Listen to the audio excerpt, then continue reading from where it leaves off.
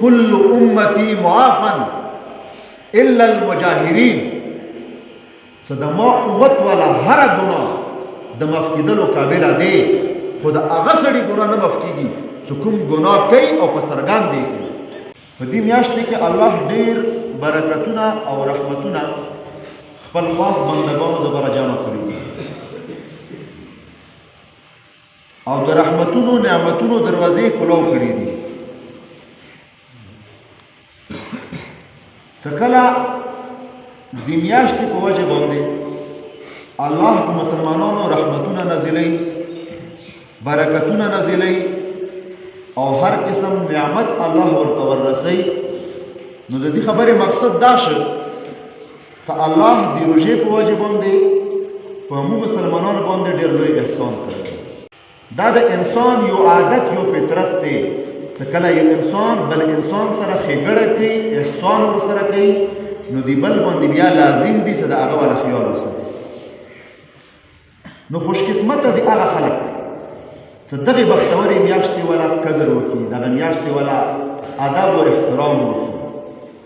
او ډېر بدبخت هغه انسان چې هغه باندې د دوره برکتونو، نعمتونو او بهترین ثوابونو والا میاشت تېره شي او دی د دې خبرې بندوبست ونه کړي چې ځان د عذاب نه خلاص کړي، ځان جهنم نه خلاص کړي، ګناهونو نه ځان ایثار کړي. ډېره بدبختي د هغه انسان لپاره.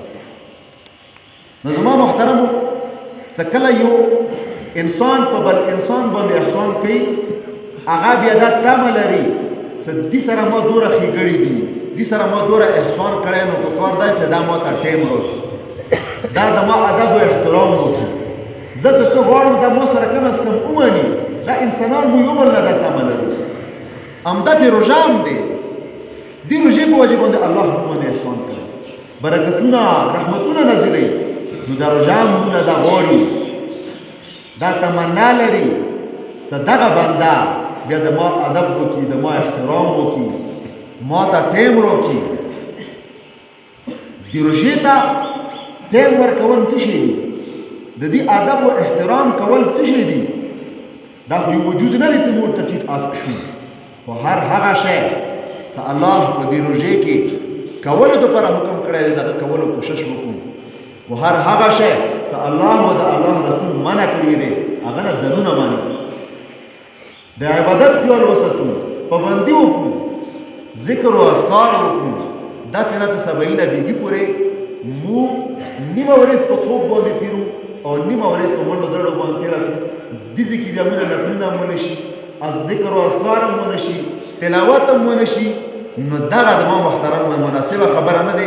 نو دا بیا داسې دی لکه موږ د دې روژې مبارکې میاشتې والا ادب او احترام ونه کړو، ګناهونو نه ځان ایثار نه کړو. نو داسې شوه لکه د دې میاشتې نه قدري مو وکړه.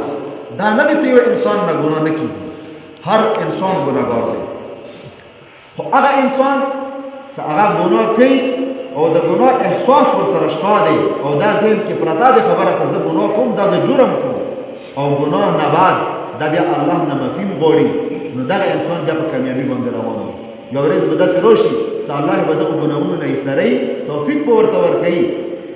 خو شرط ورکې دا دی چې هغه انسان په زړه کې دغه درد موجود وي، چې ګناه کوي هغه نه مخکې هم درد موجود وي، چې کار خو کوم خو غلط دی، چې ګناه وکړي هغه نه بعد هم درد موجود وي، چې الله مې خفا کړی دی، اوس به الله نه بخښنه غواړو. زما محترمو، ګناهونه دوه قسمه دي، دوه. یو هر انسان ګناهګار دی، څوک په پټې څوک په څرګند دی. په پټې ګناه دا هم ګناه دی، خو دا دوره غټ جرم نه دی. په څرګند ګناه دوره غټ جرم دی. زما محترمو، نبی کریم صلی الله علیه وسلم فرمایي چې کل امتی معافا الا المجاهرین، چې د ما امت والا هر ګناه د معاف کېدلو قابل دی، خو د هغه سړي ګناه نه معاف کېږي چې کوم ګناه کوي او په څرګند دی کوي. کوم ګناه د شپې وکړي، شپه ورباندې پردې کې تېره شي، سبا خپل ملګري سره هغه ګناه شریکوي چې ما خو دا ګناه کړی دی.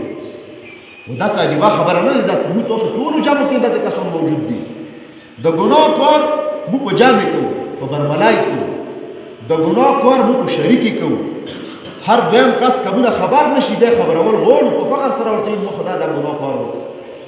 دغه ګناه په باره کې نبی کریم صلی الله علیه وسلم فرمایي چې د ما امت هر ګناه قابل معافي دی سبخنه وړي الله به ورته معاف کړي خو د هغه سړي ګناه الله نه معاف کوي څه ګناه کوي او په میدان یې کوي په ډاونډې کوي د ته یې رسي چوری سینه زوري غلام کې په بدمشین کې الله هم خفه کې په بدمشي خفه کې دغه خبرې باندې لکه د دې ولا مثال دی یو انسان بل انسان ته نقصان ورسول خو بیا ورته وایي چې یاره پوه نه شوم معاف مه کوه هغه چلو ټیک دی معاف خو که دا انسان ته د نقصان رسولو دپاره میدان ته وروته مخامخ ولاړ دي نقصان رسوي بیا ورته د هېڅ معاف مه کوه هغه د میدان ته راکوز یې بدمشي دی کې په میدان کې په څرګند ما ته نقصان رسوي څنګه تاسو معاف کوم غلطي خو دې ته نه شي یلی یوه غلطي دی یوه بدمشي دی ګناه هر انسان نه کېږي خو ګناه بدمشي سره مه کوه کوشش دا کوو چې ګناهونه در نه کېږي